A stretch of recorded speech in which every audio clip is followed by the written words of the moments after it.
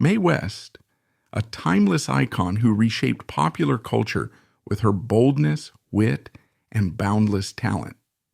From the Broadway stage to the silver screen, she wasn't just an actress, but also a writer, producer, and trailblazer for women's empowerment.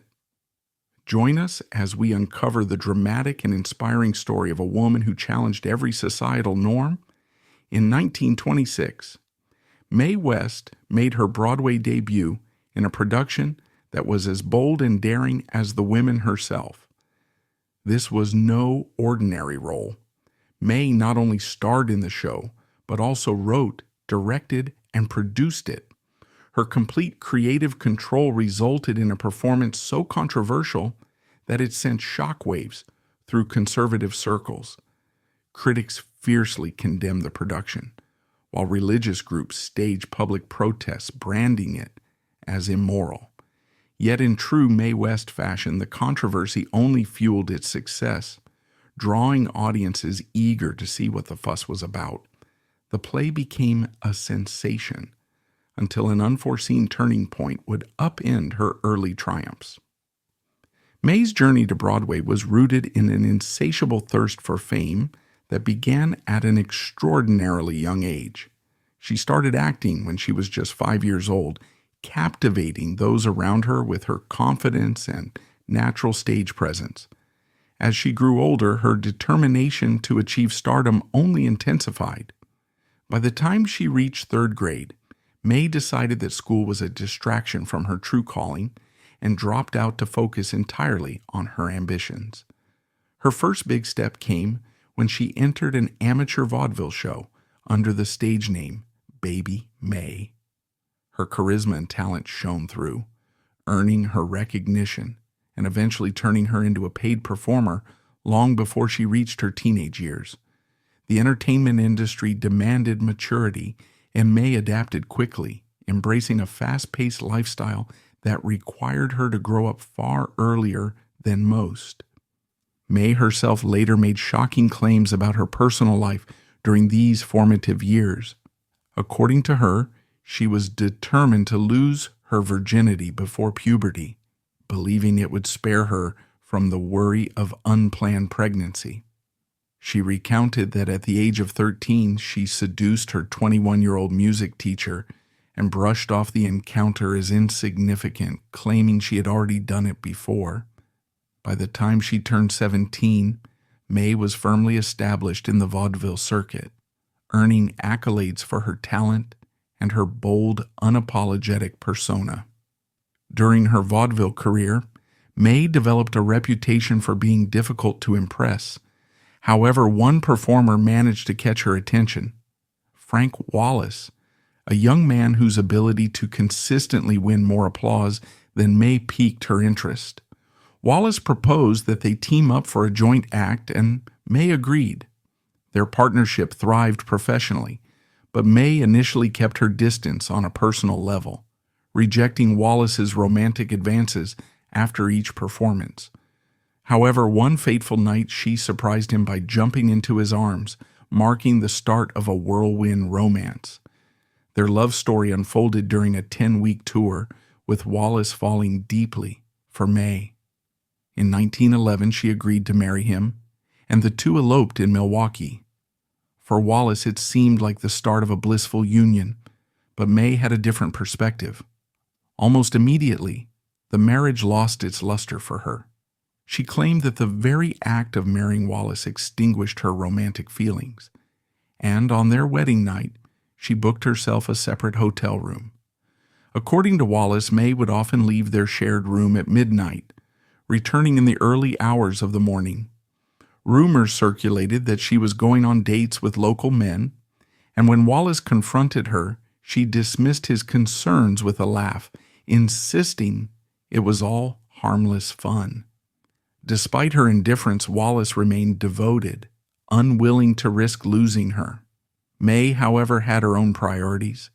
She kept the marriage a secret from her family and insisted that Wallace do the same. When they returned to New York, she informed him that they needed to live separately. Wallace likely assumed this arrangement was temporary, but Mae had other plans. She effectively abandoned him, focusing instead on advancing her solo career in vaudeville. Mae began to refine her act, taking inspiration from the top female impersonators of the era. Her adoption of their exaggerated style was so pronounced that whispers began to circulate, suggesting Mae herself might be a man in disguise.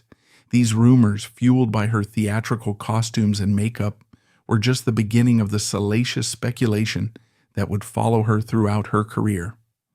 Unfazed by the gossip, Mae embraced the attention, using her audacious persona to solidify her status as a trailblazing entertainer who defied societal norms at every turn. Collaboration was the backbone of vaudeville, where performers relied on one another to create a seamless and engaging show. However, Mae West, ever the trailblazer, found herself ahead of her time, often struggling to find writers and musicians willing to work with her. Yet this posed no significant issue for Mae. Her confidence in her own abilities was unwavering. She knew that no matter who shared the stage with her, she would inevitably steal the spotlight. Even after their relationship had ended, her estranged husband, Frank Wallace, re-entered her life, though not with the outcome he likely envisioned. He returned seeking reconciliation, but Mae had moved on. She initially tried to placate him, even asking him to buy her a house. However, when she accompanied him to the bank and discovered that his savings were meager, her response was both sharp and final. "You need this more than I do." It was a cutting remark that made it clear their relationship was over for good. Still, neither Mae nor Wallace pursued a legal end to their marriage, a decision that would later resurface as a significant complication in her life. Mae's approach to relationships was famously nonchalant, but there was one exception that left a lasting mark on her. In her memoirs, she cryptically referred to an Italian lover, calling him Mr. D, whom historians believe to have been Guido Darrow, a fellow vaudeville performer. Unlike her previous relationships, Mae fell deeply for him, marking the first time she experienced genuine heartbreak. Despite her feelings, she found it impossible to abandon her promiscuous lifestyle, and this became a growing issue between them. Darrow's jealousy escalated as he struggled to cope with Mae's many admirers, to the point where she began to fear he might harm one of them. His possessiveness wasn't the only hurdle in their relationship. He eventually proposed marriage, but Mae, still legally tied to Wallace, couldn't accept. Ironically, Darrow was hiding a secret of his own. He was already married, a fact that added to the complexities of their passionate yet doomed affair. The romance took an even darker turn when Mae became pregnant with Darrow's child. Known for being fiercely independent, Mae recognized that she wasn't suited for motherhood. Reluctantly, she decided to terminate the pregnancy. Tragically, the abortion was botched, leaving her infertile and nearly costing her life. Devastated by the ordeal, Darrow ended their relationship. Though Mae was heartbroken, she buried her pain and moved forward, unwilling to let personal tragedy deter her for long. Mae's history of tumultuous relationships with vaudeville performers made it difficult for her to find lasting connections. But that changed when she met James Timoney. 9 years her senior, Timoney was a successful lawyer when their paths crossed, but he quickly became fully immersed in Mae's world. He abandoned his legal career to manage her burgeoning stardom, dedicating himself entirely to supporting her. Normally, such intense involvement might have driven Mae away, but Timoney's unwavering belief in her matched her own self-assurance. His devotion provided her with the stability and encouragement she needed, especially as her life became increasingly entangled with controversy. His legal expertise, too, would prove invaluable in the many challenges that lay ahead. Mae West's sharp eye for human drama and her penchant for bold storytelling were evident when a seemingly mundane observation sparked a revolutionary idea. One day, she saw two sailors engaging with a sex worker, and this interaction inspired her to craft a provocative narrative that would change the trajectory of her career. Writing under the pseudonym Jane Mast, West penned a play centered on the life of a sex worker named Margie, a character with a kind heart and an unflinching determination. True to her daring style, May gave the play a title that would leave no room for subtlety: sex. This marked her Broadway debut as a writer, producer, and star, a trifecta that showcased her ambition and confidence. Despite its contentious subject matter, word of mouth quickly spread, and the show became a sensation. Crowds, including sailors, lined up in droves to see the performance, eager to witness the most talked-about production of the year. Negative reviews from critics, often laced with moral outrage, did little to deter audiences. Instead, the controversy only fueled public curiosity, packing the theater night after night. However, as the play gained notoriety, it also attracted increasing backlash. Newspapers condemned it as a moral affront, publishing editorials that railed against its themes. The growing uproar culminated in a dramatic escalation. One fateful evening, law enforcement officers stormed the theater, arresting Mae West and several members of the cast. While such an event might have spelled disaster for others, West's business savvy turned the situation into an opportunity. Spending the night in a women's prison, she treated the ordeal as material for publicity. The following day, she enlisted her boyfriend, James Timoney, to secure an injunction against any further interruptions to her production. In a bold display of defiance, May returned to the stage the next evening, brandishing the legal order when officers arrived to stop the show. However, her troubles were far from over. Authorities charged her with maintaining a public nuisance and producing an immoral play, leading to a highly publicized trial. May's court appearances became spectacles in their own right.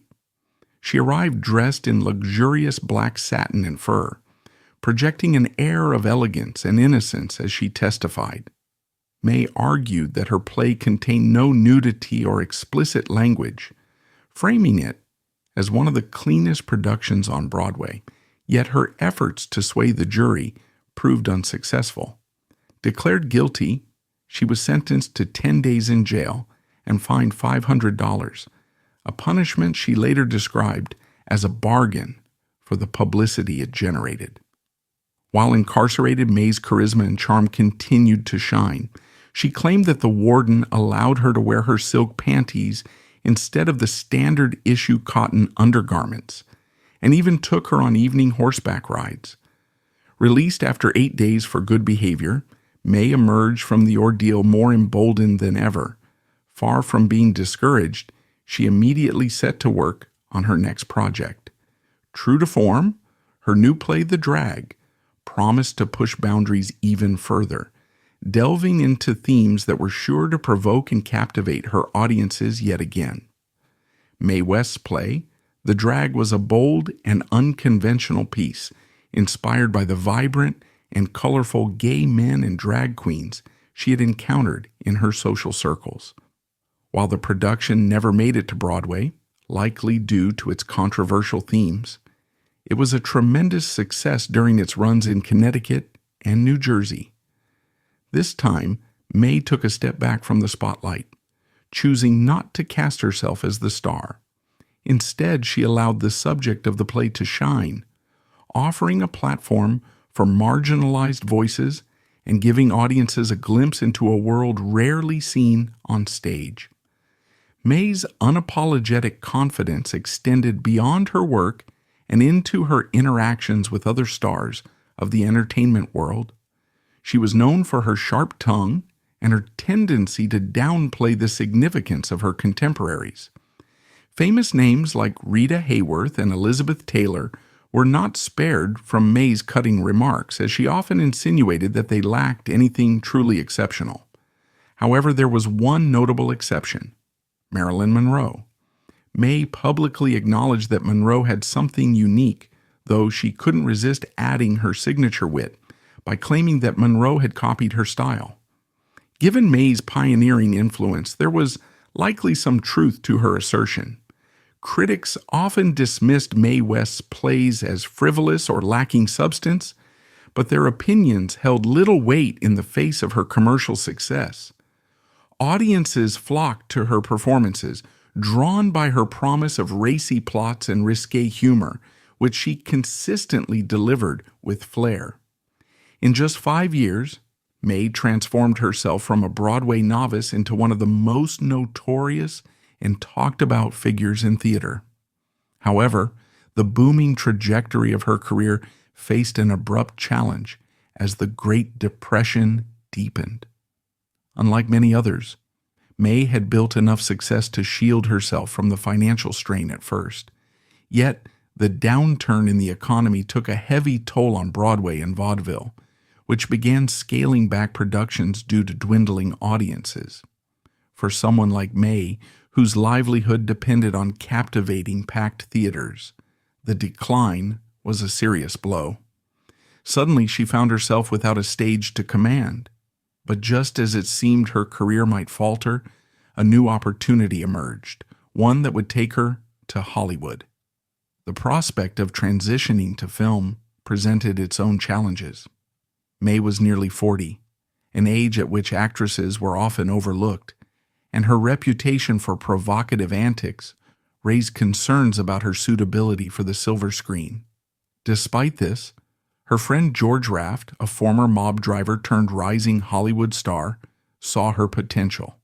When he was offered a starring role, he suggested May for a part in the same film. Paramount Pictures took the gamble, signing her to a 2-year contract with an impressive salary. May's debut in Hollywood was nothing short of remarkable. Injecting her personality, wit, and signature style into her role, she stole the show, leaving no doubt that her talents transcended the stage. The timing couldn't have been better for both May and Paramount. The studio, struggling under the weight of the Great Depression, found a lifeline in May's debut film, which became a massive success. Buoyed by this triumph, May sought to adapt one of her most iconic stage characters, Diamond Lil, for the screen. This project would not only solidify her status as a Hollywood star, but also showcase her ability to reinvent herself while staying true to her audacious spirit. Mae West's persistence paid off when her beloved stage character, Diamond Lil, made its way to the silver screen in the form of She Done Him Wrong, with West portraying the iconic Lady Lou. Not content to simply reprise her own role, May advocated for bold casting decisions that broke new ground. She championed the inclusion of an unknown Cary Grant as her co-star, a gamble that ultimately helped launch his illustrious career. May also insisted on adding a black actor to the cast, a rare move in Hollywood at the time. This decision, risky given the racially charged atmosphere of the era, proved successful. The film not only became a box office smash, but also earned a nomination for Best Picture at the Academy Awards, cementing Mae West's status as a powerhouse both on and off the screen. While May was famously candid with the press about her many romantic escapades, there was one topic she avoided discussing: her secret marriage to Frank Wallace. In 1935, journalists uncovered the union, sparking a media frenzy. May denied the marriage outright, but Wallace took her to court in an attempt to have it legally recognized. The ensuing legal battle became tabloid fodder, with headlines speculating on the outcome and May's next move. Uncharacteristically, May maintained her silence throughout much of the ordeal. Ultimately, after years of legal wrangling, she resolved the matter by paying Wallace off and cutting ties for good. If Mae's disdain for the institution of marriage wasn't evident before, this episode solidified her aversion. Around the same time, Mae ended her romantic relationship with James Timoney, the man who had so faithfully supported her career. Though their romantic connection dissolved, they remained close friends and professional allies. When Timoney passed away in 1951, Mae was deeply affected, as his unwavering belief in her talent had been a cornerstone of her confidence. His death marked a devastating personal loss. Even as she navigated personal challenges, Mae continued to face professional roadblocks. In Hollywood, censorship proved to be a formidable adversary. Studios found it increasingly difficult to cast Mae, knowing she had a penchant for going off script and adding her own risque flair to her characters. However, Mae was not one to back down in the face of restrictions. The enforcement of the Hays Code, Hollywood's strict set of moral guidelines, did not deter her. Instead, she became a master of subversion. Using clever wordplay and innuendo, she managed to infuse her films with provocative content while staying just within the boundaries of acceptability. Iconic lines like, "Is that a pistol in your pocket, or are you just happy to see me?" epitomized her ability to bypass censorship with wit and style. Mae's refusal to conform to prudish standards made her a symbol of defiance against creative limitations and a trailblazer for artistic freedom. The restrictions frustrated Mae, coming at a time when she had achieved her peak stardom. Undeterred, she decided to take her talents elsewhere, setting her sights on Las Vegas.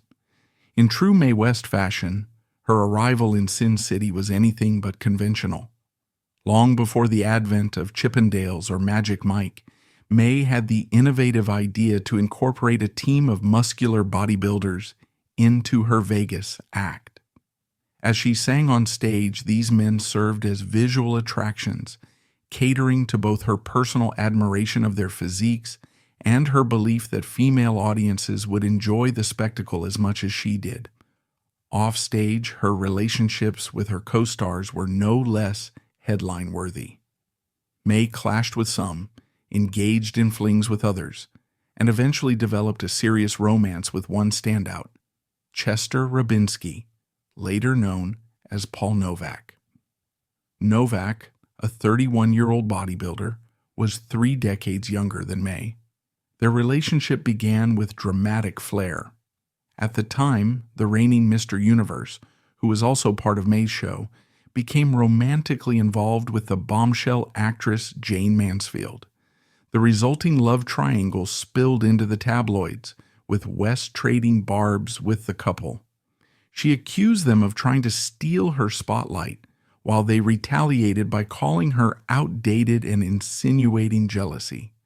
The tension reached a boiling point when another Mr. Universe title holder entered the fray, leading to even more drama and public feuds. Despite the chaos, Mae's connection with Novak endured, and he became a steady presence in her life. Their unlikely romance defied the odds, with Novak proving to be both a supportive partner and a stabilizing influence in Mae's later years. Mae West, never one to shy away from a good spectacle, invited members of the press to her hotel to discuss the drama surrounding her professional feuds and personal entanglements. At the center of this particular controversy was her involvement with bodybuilders in her Vegas act.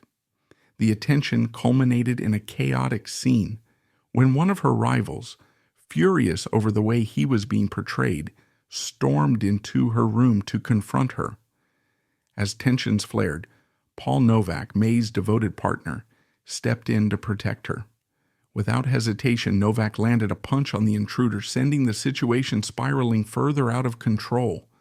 Amid the commotion, Mae was accidentally knocked to the floor, and the incident quickly escalated to a legal battle. The case made its way to court, where Novak claimed self-defense, but true to form, Mae emerged as the ultimate victor. The media latched onto the story, spinning it as a dramatic love triangle, where 2 younger men were fighting for her affections. Far from being a setback, the publicity only enhanced Mae's allure, reinforcing her image as a woman capable of commanding attention and admiration well into her later years. Novak proved to be much more than just a protective partner.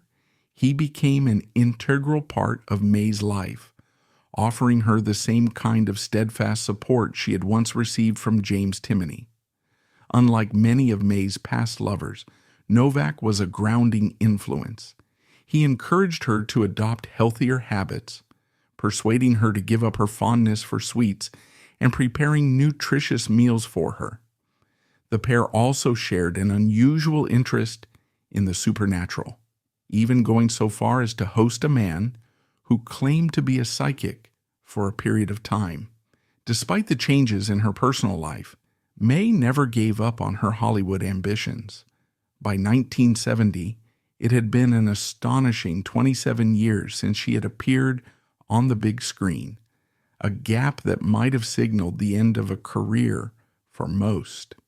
But Mae West was not one to fade quietly into obscurity. In her highly anticipated return to film, she took on the role of a female impersonator in the movie Myra Breckinridge. Though the production faced significant challenges, including a controversial reception, it marked Mae's determined comeback, proving that her bold spirit remained as vibrant as ever. The production of Myra Breckinridge turned out to be a critical and commercial disaster, with its chaotic execution and controversial themes overshadowing Mae West's long-awaited return to the screen. Yet, amidst the turmoil, there was an unexpected silver lining. Younger audiences began to recognize and appreciate Mae for her campy charm and her unapologetic stance against censorship. Her defiance of societal norms resonated with a new generation, adding a fresh layer to her already iconic legacy. Mae's final cinematic venture, Sextet, was a project as audacious as it was unconventional. Not only did Mae star in the film at the age of 85, but she also wrote the screenplay, cementing her position as a creative force even in her later years. The movie boasted an eclectic cast, including a young Timothy Dalton as Mae's on-screen husband, alongside appearances by Alice Cooper, Regis Philbin, and Ringo Starr. Mae's contributions to entertainment extended beyond acting and writing. She also explored a career in music, demonstrating her ability to evolve with the times. In the 1950s and 1960s, she recorded albums that blended her distinctive personality with blues and rock and roll influences. One of her most notable works, Way Out West, 1966, showcased her talent for adapting to contemporary musical trends while maintaining her signature humor and charm. Her albums were not merely attempts to stay relevant. They were bold statements of her versatility and a testament to her enduring appeal.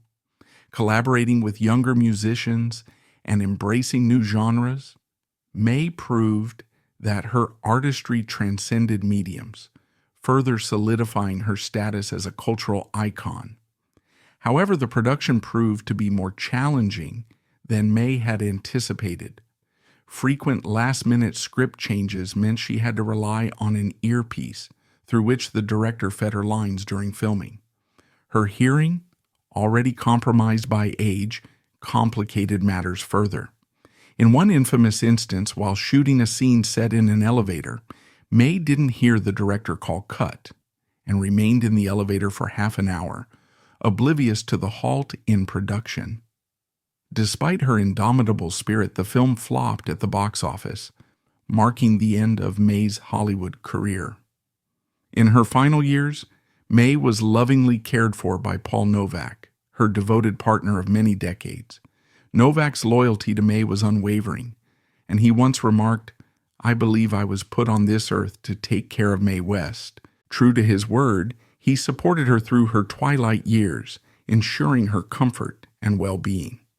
On November 22, 1980, Mae West passed away peacefully in her home, surrounded by Novak and a small circle of her closest friends. Her loved ones held a private funeral service to honor the woman who had left an indelible mark on the entertainment world. Even in death, Mae West remained the queen of controversy. As tributes poured in, so did the rehashing of some of the most outrageous rumors and accusations that had followed her throughout her life.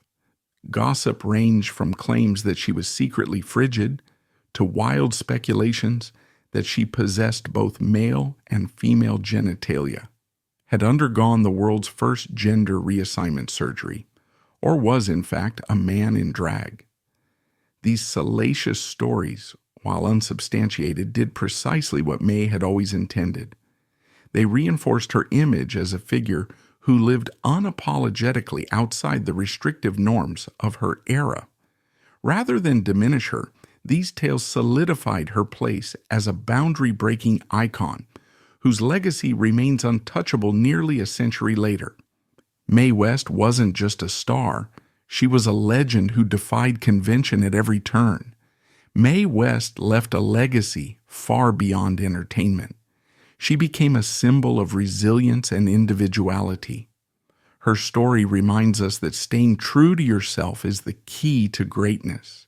If you enjoyed this video, don't forget to like, share, and subscribe for more inspiring stories.